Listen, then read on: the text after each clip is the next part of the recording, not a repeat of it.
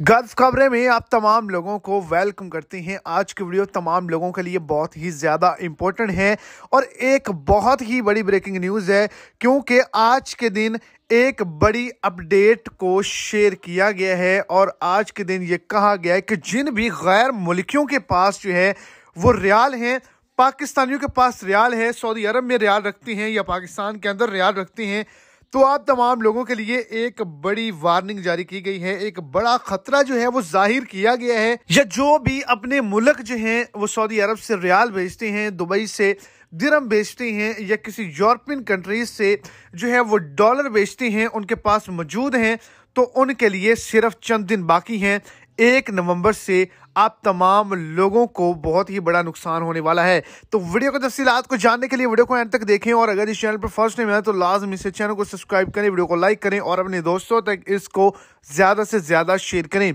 आपको बताता चलूँ कि 1 नवंबर की बड़ी पेशगोई की गई है ज़राए के मुताबिक कि डॉलर का, दिरहम का और तमाम दीगर करेंसियाँ जो हैं उनका रेट एक बहुत ही हद तक नीचे गिरने वाला है। तो जिनके पास भी रियाल, डॉलर और जो है वो दिरहम पड़े हुए हैं वो जल्द से जल्द चेंज करवा